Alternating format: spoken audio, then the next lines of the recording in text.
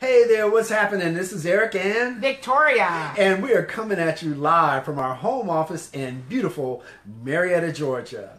And the topic tonight is, what is the golden rule of team building? Now, when you're in network marketing, the number one thing that you're focusing on is building your team, right? That's right. Absolutely, absolutely. Been there, done that many, many times. And so the thing is, we want to focus on what is the key, what is the essence of team building, and how are you going to build your tribe? How are you going to attract your tribe? Build your vibe. Build your tribe. Yeah, you got to have the right vibe to attract your tribe, as they say. And the number one thing you want to focus on is you want to build curiosity and not resistance. Peak interest. Peak interest. That's right. Curiosity, good. Resistance, bad. And so we see a lot of network marketers when they're going on to Facebook, they are blasting out their business. I mean, there's no curiosity, there's no mystery involved. We know what company you're talking about. It's like going out on a date. Let's say this week is my wedding anniversary, so it's been a while since I've dated. But it's like going out on a date. You go out on a date with this guy. By the end of the date, you've told him everything about you. He doesn't even need to ask you out anymore.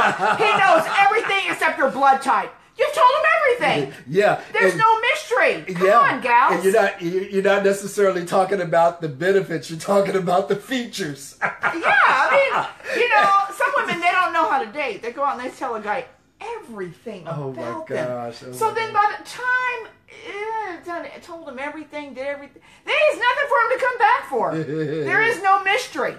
So point being, it's kind of like that with some network marketers. Mm-hmm. They like a neon sign. They blast everything. Oh, I'm in this. I'm doing all this. And you're thinking to yourself, this is going to really pique somebody's interest. No. There's nothing. You give them the appetizer. You don't give them the whole entree. Exactly. Come on now. Do some wisdom here. You describe the whole steak without giving them any sizzle. It's like telling a person, they ask you, what do you think about that movie? You've told them the whole movie. They have no reason to go see the movie. And so again, you want to raise curiosity and not resistance. And Correct. you want to represent your brand and your industry, not your company. If you may be called a rep, whatever company you're involved with, you might be called a rep. But that doesn't mean you want to represent your company on social media. I mean, it's like as soon as I go to your profile page, I see your company splattered all over the place. You don't want to represent your company at this stage. That's no branding. Eventually, they're going to know what your company is. But by then, hopefully, they're ready to sign up and to become a team member because you've already attracted them to you through your branding process. That's right. And by laying out, see, the thing is, a lot of people, when they're talking, let's say it's a health-oriented product, right? Nutrition or something. You don't want to spend all of this time talking about the features of the product. You want to demonstrate the benefits. See, it's the benefits that are going to attract people, not the features. The features are it's just too much TMI, too much information. And then you want to be careful to do nothing that will diminish your brand or your industry. Because you got to consider that we are in an industry where people are constantly making judgments, and the people that are focusing on their business, they're focusing on their company, they're branding their company, and they're going out there and just putting their company like they have some type of a megaphone, a loudspeaker, and they're just blasting. This is what I'm doing. And, it creates a bad name for the industry. And people don't want to be around you. You wonder, well, why are my friends hiding from me? Why are my relatives hiding from me? Why is my brother and sister hiding from me? Why is my mom and dad hiding from me? Yeah. It's bad because it's just emphasizing features. People don't get into a network. Let's put it this way. I'll speak for myself.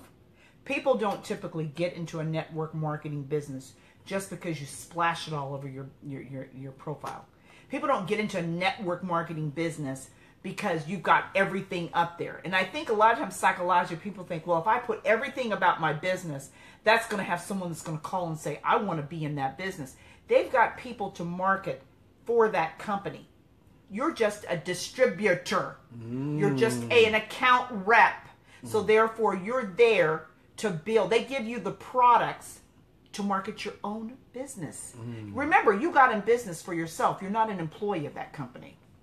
That's right. Yeah, and I would never sign up just because I saw somebody's website like that. Yeah, No. Absolutely. So if I get in because of you. People buy and get in because of you selling yourself.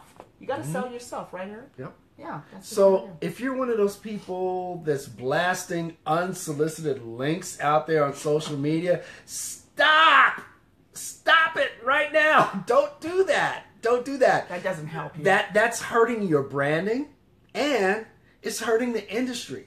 So don't do that. So you want to do things that create curiosity. Even if you have the best product in the world, I don't care how fantastic your product is, people won't know how great your product is. At least they won't know it from you. Until they know how great you are. Because they're going to block you out. If you're coming at them with the wrong way, with the wrong approach, they're gonna block you out. And it's just like Victoria talking about a dating situation. If somebody comes on too strong, you're no longer a potential partner, you're a stalker, right? Get away from me. Get away from me. And it's like that in the business when you're trying to attract people. It's kind of like a woman. She goes out and the guy thinks, oh, she seems like a nice gal. She's got it. Somehow it's subliminally written on her forehead, I'm desperate and I want a husband. And of course that's going to freak the guy out. I mean, I'm like, and if a guy did that, that would be a turnoff to a gal too. Because there are guys that are like that too.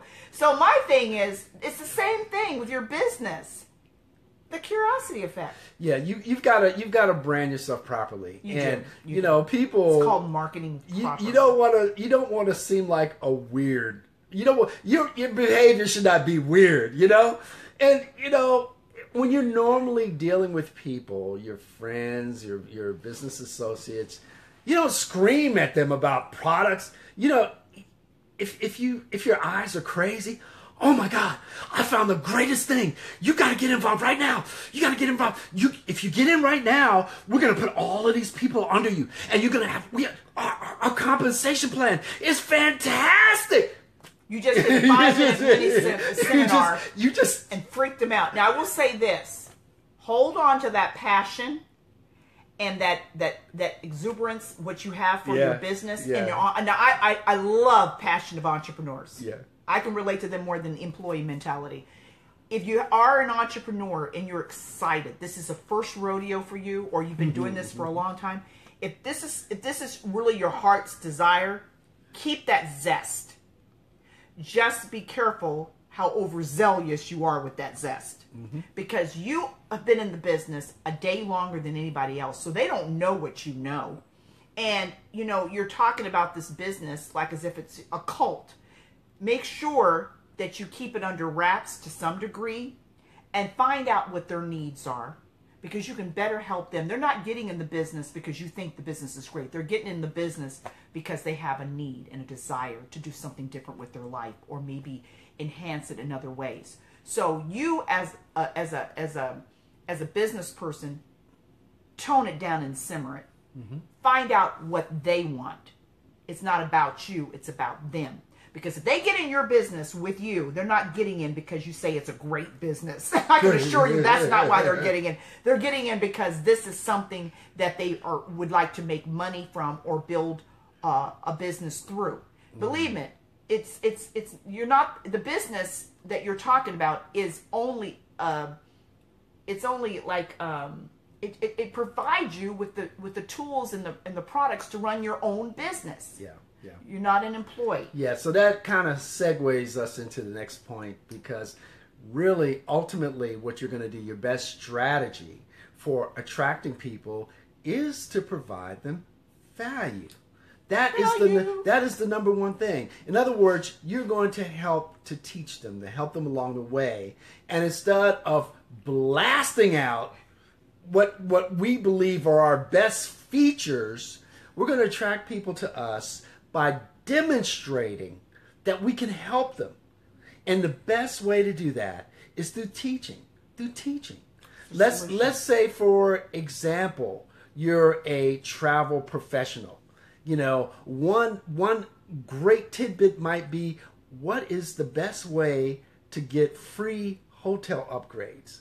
Now, if I'm interested in travel and you give me a little blurb, a bit of information that's going to help me travel easier, that's going to attract me and that's save me money, I'm going to me. be like, this is fantastic. What else have you got? And so that's what this business is about. It's about helping people.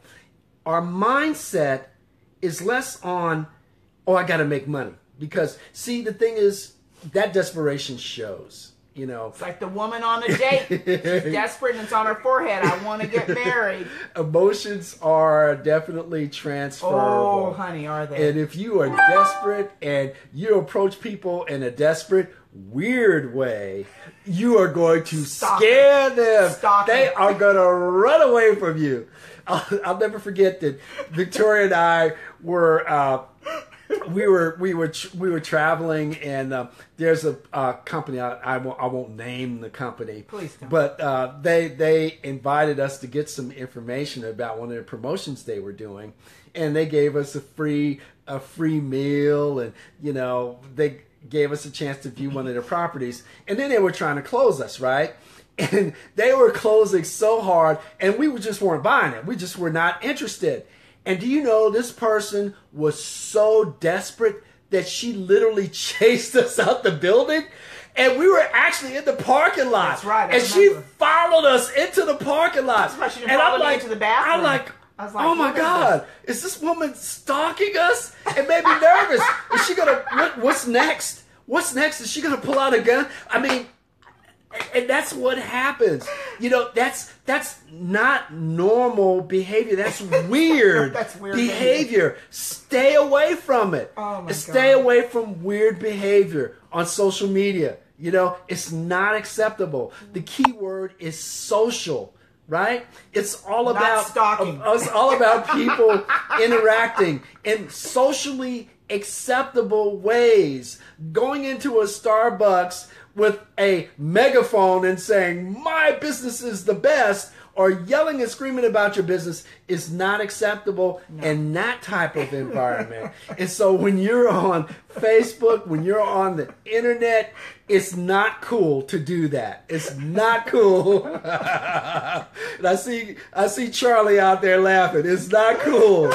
So on that note, I hope you guys are having a great evening. If you'd like some more information, if you find value in what we're providing, please just go ahead and type in the comments. And also type any questions you may have. Feel free to share this with your teams. Share it out there. But if you'd like additional information about what we're doing, just type info in the comments below. And with that, this is Eric and Victoria Duncanson saying, hope you're having a great evening. If not, let's make it a great one. And excellence always prevails.